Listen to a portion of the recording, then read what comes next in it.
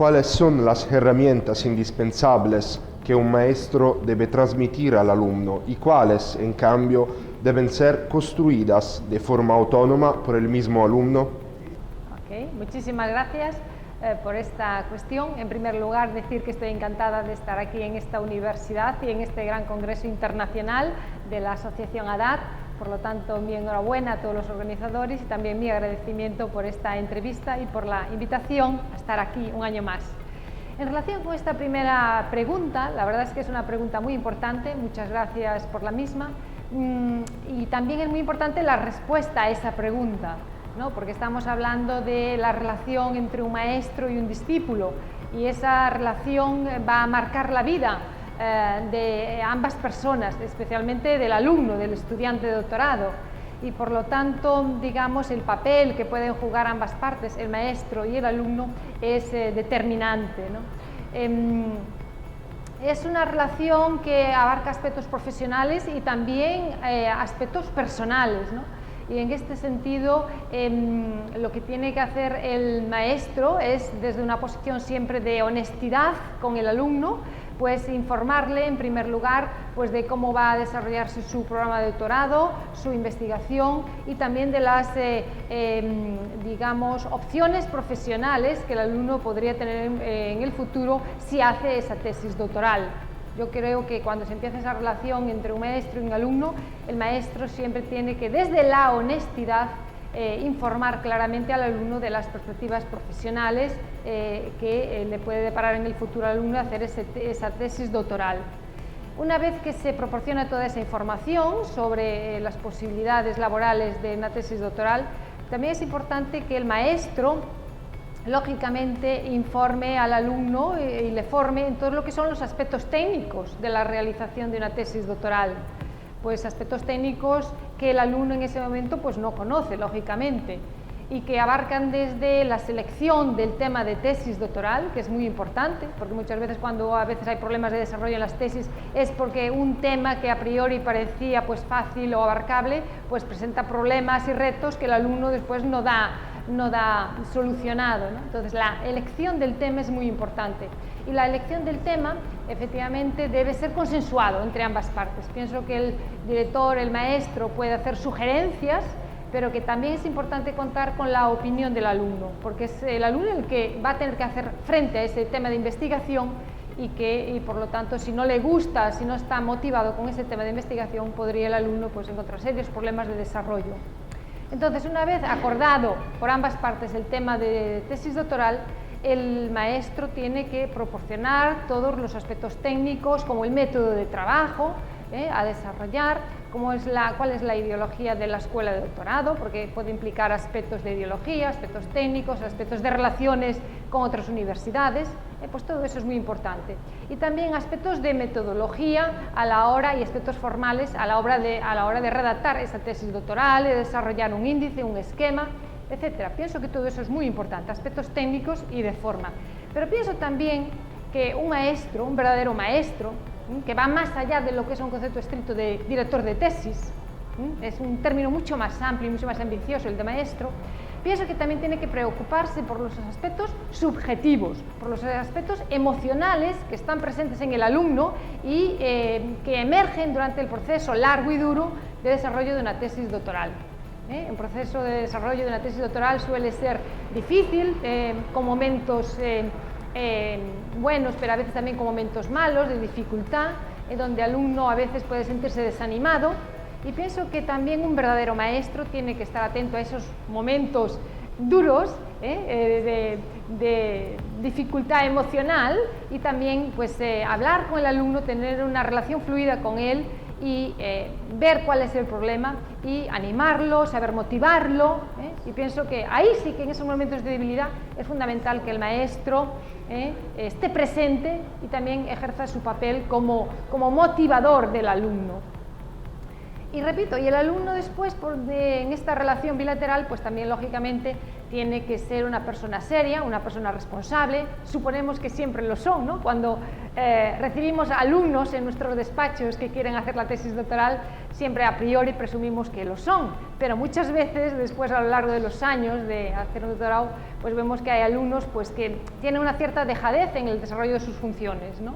Y se despistan, ¿no? Entonces el alumno también tiene que tener un papel de seriedad, de responsabilidad, y de asumir su papel.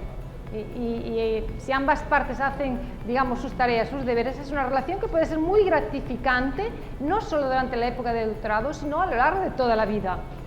Y de otro lado digo una cosa más: si la relación entre el maestro y el alumno fracasa, especialmente porque a lo mejor el maestro pues no está a la altura de lo que se espera de él y no ayuda lo suficiente al alumno, el alumno no puede abandonar la tesis doctoral, tiene que seguir adelante, tiene que ser autónomo y asumir él una responsabilidad al 100% y seguir luchando y cerrar su etapa de tesis doctoral y después buscarse otro futuro en otro sitio.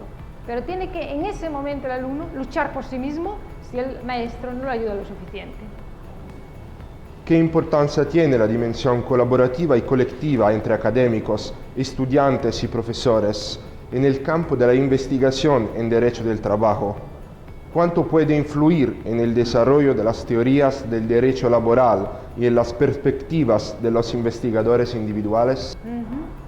Pues yo diría que hoy en día la dimensión colectiva y colaborativa, especialmente en nuestra disciplina, el derecho del trabajo, es muy importante. Y tengo que decirlo muy claramente, no lo era así hace unas décadas. Cuando yo empecé mi tesis doctoral, en el año 92, era otro mundo, ¿no? Era otro mundo. 30 años, pues era otro mundo. Y era una investigación mucho más de carácter nacional, al menos en España, y también de carácter individual. Era una investigación más nacional, con temas nacionales, con temas de una sola disciplina, y era una investigación, por lo tanto, mucho más individual. A día de hoy no, a día de hoy los problemas no son nacionales ni individuales, a día de hoy los problemas son globales y son de carácter interdisciplinar. Esto se ve precisamente y de manera muy clara en derecho del trabajo, en nuestra disciplina, Labor Law, Industrial Relations. Aquí se ve muy claramente, estamos estudiando. ¿Qué estudiamos nosotros en nuestra disciplina? Estudiamos una parte del derecho que afecta directamente a la sociedad, a personas que trabajan en la sociedad, afecta a trabajadores, a empresas, al mercado laboral. Y lógicamente en este espacio de la realidad social interactúan muchísimos intereses y muchísimos problemas de distinta naturaleza.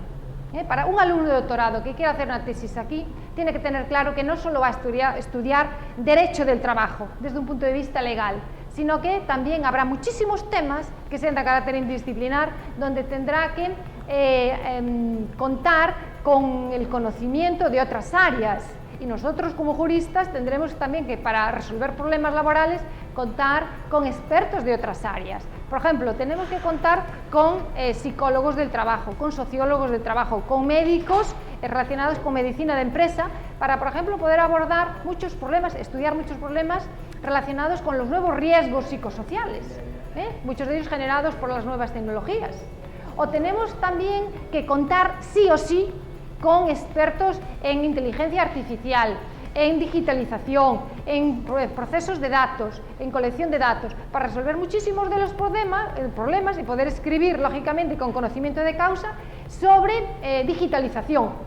Porque vemos que muchas veces la gente escribe, pero escribe sin saber realmente sobre lo que se escribe. Entonces, es muy importante que los laboralistas en derecho del trabajo tengamos un contacto directo y continuo y trabajemos y estemos en foros como este, con expertos de distintas áreas, donde la interdisciplina, el contacto, la colaboración con expertos de diferentes ámbitos, he mencionado 2 casos, pero también podría hablar de muchos otros campos del conocimiento, como de la economía, hoy en día para resolver muchos problemas del ámbito del derecho del trabajo, como por ejemplo aspectos económicos de sostenimiento de los sistemas públicos de seguridad social, o por ejemplo problemas de indemnizaciones en los contratos de trabajo. Pues para resolver muchos de estos problemas de aspectos económicos necesitamos contar también con economistas. Y lógicamente nosotros los laboralistas, expertos en derecho del trabajo, no tenemos esos conocimientos. Por tanto, sí es fundamental la colaboración, la interdisciplinariedad para poder actuar y resolver estos problemas a la hora de redactar nuestras propuestas con conocimiento de causa. En este sentido, cuando estamos en estos congresos como este de ADAT, que un año más pues, se celebra aquí en Bérgamo, lógicamente escuchas a otros compañeros, muchos otros de distintas disciplinas, y digamos te pones en contacto con nuevas teorías y nuevas posiciones doctrinales pueden emerger, pueden crearse nuevas ideologías, nuevas posiciones doctrinales, y pienso que es muy importante para el avance del conocimiento, para hacer propuestas mucho más enriquecedoras, donde después nosotros nos llevamos a nuestros países y podemos hacer por escrito propuestas para los legisladores estatales, para los negociadores de los convenios colectivos, para los contratos de trabajo, etc. Pienso que es muy importante. Y, lógicamente, y para los alumnos, a nivel individual, pues vivir estos encuentros colaborativos y interdisciplinares también pienso que es muy importante, sin duda alguna. ¿Cuáles son las ventajas de una perspectiva interdisciplinaria, ya sea económica, sociológica, jurídica, en el campo de la investigación? ¿Cuáles son los límites? Pues esta pregunta, muchas gracias, está un poco relacionada con lo que acabamos de ver, ¿verdad? Estábamos diciendo que estamos ante problemas globales, ante problemas que exceden lo que es los problemas concretos de un ámbito nacional. Hoy en día vemos, por ejemplo, los grandes retos que tiene hoy en día el mercado laboral, pues son los mismos que en Italia, en España o en Bélgica o en Alemania. Estamos hablando de las grandes tendencias, de las grandes transiciones que está viviendo la sociedad actual, una sociedad global. Podemos poner como ejemplo, por ejemplo, la gran transformación de la digitalización, que a todo afecta y que arrasa en todos los sectores y todos los aspectos de la sociedad, ¿no? O estamos viendo, por ejemplo, el gran reto del cambio climático, o hace poco, cuando hemos vivido, o aún estamos un poco saliendo de ella, la crisis sanitaria, hemos visto a nivel global, pues que era un problema sanitario global, pero muchas de las soluciones que entonces se aprobaron desde el punto de vista laboral de nuestra disciplina para hacer frente a esa crisis sanitaria y poder ayudar a las empresas, ayudar a los trabajadores, eran medidas laborales que eran comunes a todos los países, como por ejemplo los expedientes de regulación de empleo para suspender temporalmente esas relaciones laborales y ayudar durante ese periodo a las empresas y a los trabajadores, no extinguiendo directamente sus contratos, sino dejándolos en suspenso. O sea que esta medida, por ejemplo, de recurso a los ERES, a los expedientes de regulación temporal de empleo, fue una medida global adoptada desde todos los países. Entonces vivimos este tipo de problemas globales y como decíamos antes, donde tenemos que contar con expertos de distintos ámbitos, de distintas disciplinas y contar con expertos pues, que decíamos antes, economistas, sociólogos del trabajo, psicólogos del trabajo, etcétera, etcétera. Cuando nosotros trabajamos con expertos de distintos ámbitos, lógicamente, ¿cuáles son los límites, ¿no? Los límites de decíamos antes, de la interdisciplinariedad. Pues los límites son que nosotros no queramos ser más expertos que nuestros colegas que son expertos en esas disciplinas. Quiere decir que cuando los laboralistas, expertos en derecho del trabajo, por ejemplo, o en relaciones laborales, queremos entrar en otras disciplinas, tenemos que hacerlo con respeto y manejar muy bien, con mucho cuidado y con mucha cautela, los grandes conceptos y los grandes, digamos, principios configuradores de esas disciplinas.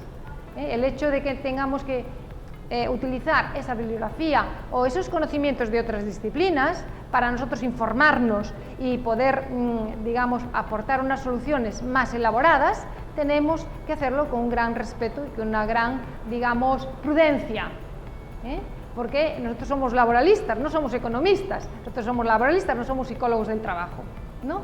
Por eso es bueno trabajar en conjunto, ¿no?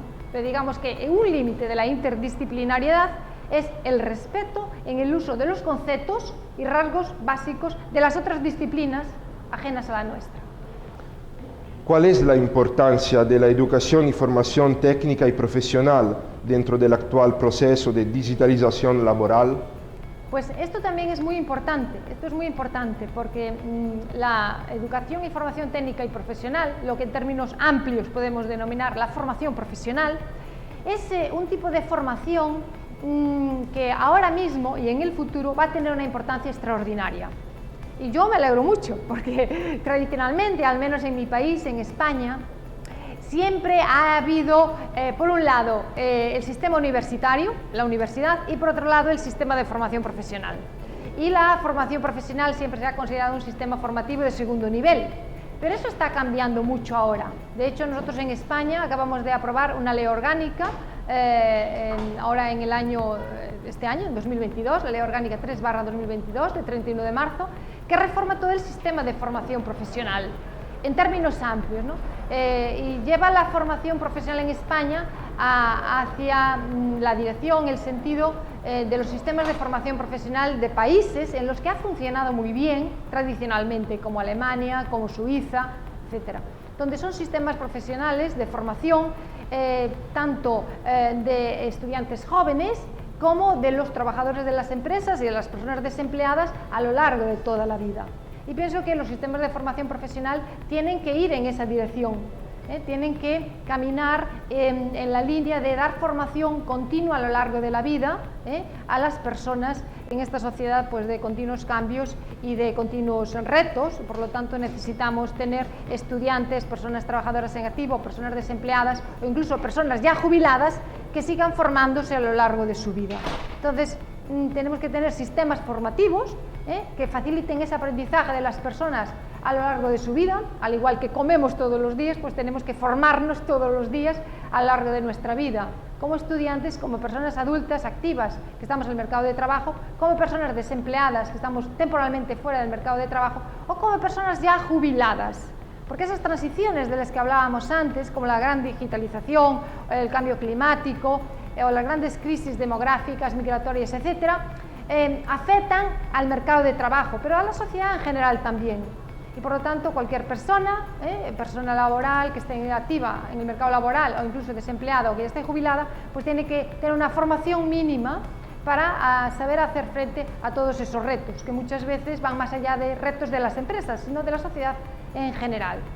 Entonces, en este sentido, la formación es muy importante, y la formación técnica y profesional de los sistemas de formación profesional es muy importante.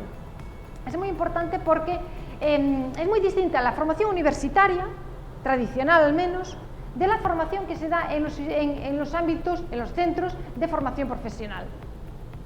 Yo creo que si tuviera que elegir hoy, a lo mejor, yo que soy terriblemente práctica, o muy práctica, pues no descartaría a priori el sistema educativo de la formación profesional.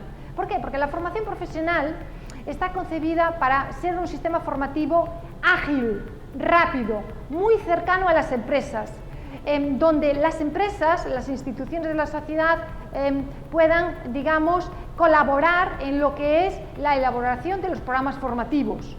Es decir, que los centros formativos cubran las necesidades reales de formación de las empresas y de la sociedad, y de una manera eficaz, rápida y ágil. Y eso me parece muy importante.